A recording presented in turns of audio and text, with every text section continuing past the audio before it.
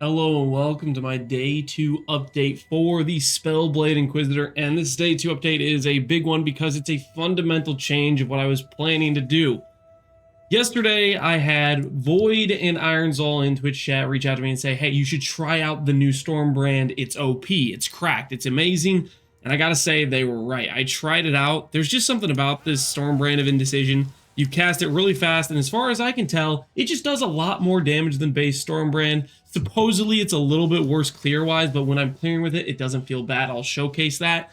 And on top of that, it's a massive, huge QOL skill. So I was planning to go cast on crit, but I fell in love with this Storm brand, so I decided to make a bit of a pivot. And literally, the main pivot is you just kind of want Runebinder in this cluster with +2 brands, and you should feel pretty dang good. You don't need to worry about brand recall or any of that, because mainly the way we cast these things so fast, it really doesn't feel like we ever need to recall them or anything. We just leap them around and cast them, and it works out great. Now, for those of you who are looking forward to cast on crit, don't worry. The cast on crit setup and the brand setup is really not that different. The bare bones of this character stays the same. It's all about strength and stacking. It's all about ES scaling. All that's the same. The key differences between the brand and the cast on crit are this. You get CDR if you're going cast on crit, and you need to gauge your attacks per second. Those are the main things you need to care about on cast on crit that you don't care about on brands. And then brands, you need to invest into these clusters.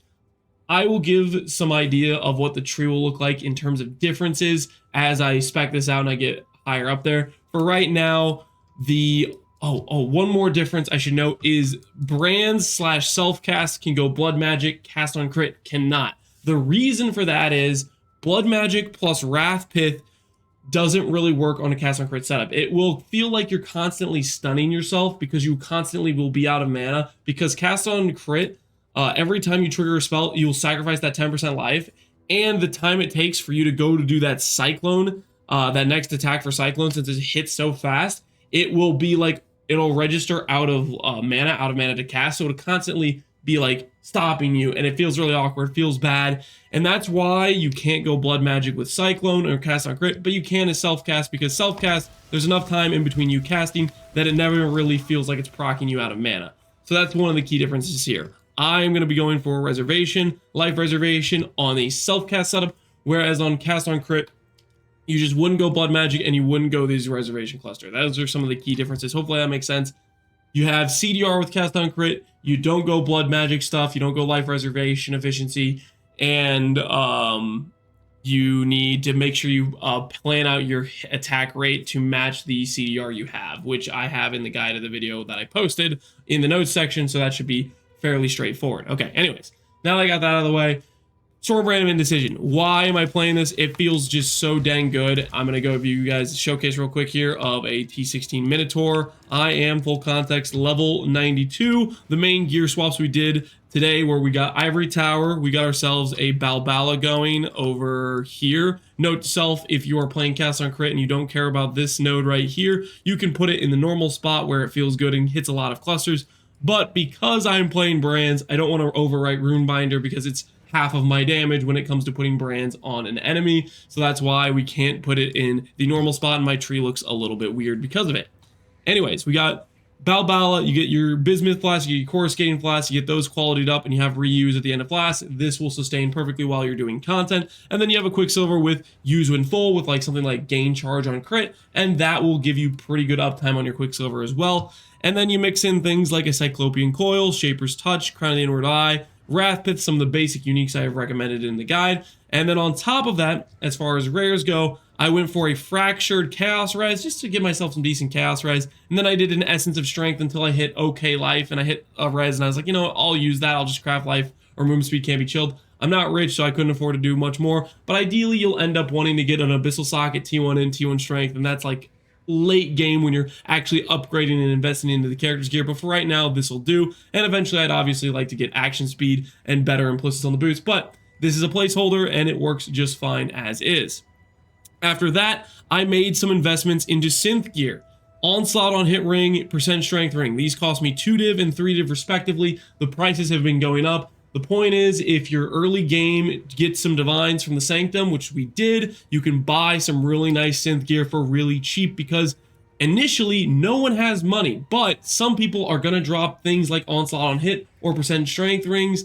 They're going to drop them early game, and they're going to try to sell them, and they can't sell them for a lot because no one has money, so they sell them for cheap, and that's what we sniped here. Part of the reason I wanted to rush Sanctum so fast was to get those early divines and snag some sweet gear like Onslaught, like Strength, and that will help our scaling on this character. This will help us go fast, and this will help us scale our ES and Strength. You'll see right now we got to 1k thanks to having some decent gear. On top of that, the other and the most expensive buy I've done this on this character so far, which was a big investment for me, was Eyes of the Great Wolf. I bought a 30% attribute, 72 crit multi, which is almost a top roll.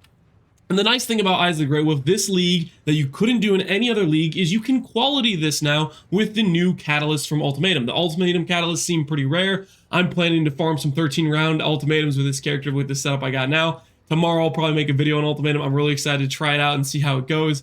But that's for today. During stream we'll do that a lot. But we went for this amulet because we can now quality it. This should be beaten out by a Simplex amulet, which is what I was originally going to do. But when I went to check on trade for Simplex amulet, there was one base for 9 divines. And this I bought for 12 divines and 200C, which was basically all my money at the time. But I think it's a great buy considering what this has on it. I think it'll definitely increase in value, and on top of that I can catalyst it, and so it should last me a while on this character. All right, that goes over the main upgrades. We still have a 5 link, and we're ready to go into this Maze of the Minotaur and get after whatever is in here, and that'll showcase an XR or a quest eater, because I'm just getting now to my T16 maps. Full disclosure, we have now played the character for about 20 hours. Previous video we'd played about 9 or 9.5 or whatever it was. And, oh, one more thing I should note, right now I'm using Fanaticism on this character, and the reason being is I'm mostly just leap slamming around, and what that means is whenever I go to cast my Stormbrand, you'll notice I have this giga fast cast speed, and I can just put a ton down. It's basically QOL. If you want better single target, you should go the node that makes enemies take increased elemental damage, and they deal less elemental damage or whatever, but I decided to do the Fanaticism because initially before I was Blood Magic, it helped solve mana. Along with that, it just was really high QOL to cast a lot of brands really fast into a pack and then just have that pack get kind of eviscerated by the new Stormbrand. You'll see I'm leveling about a lot of my Spore Gems. I just flipped them all over for 20 quality, so that's why those keep popping up, but hopefully I'll get those leveled up soon and it won't be constantly pestering me to upgrade them. I will say on this character, I have a lot more upgrades planned. Right now we're at 9k ES with Energy Blade on. I hopefully can get that to be higher. And let's go ahead and see how long it takes for us to kill this Minotaur, and he's dead. So hopefully, oh, here's the bosses that spawned from Maven because we grabbed Destructive Play.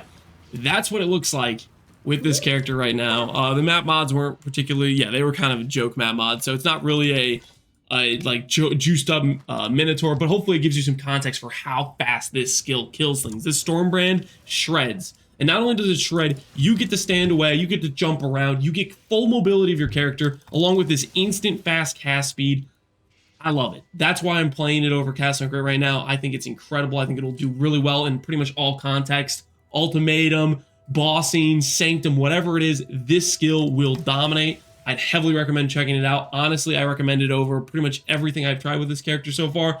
I, of course, want to try more of the new Transfigured Gems, but this one just blows me away. Transfigured Stormbrand of Indecision, and its quality gives 20% more damage with hits.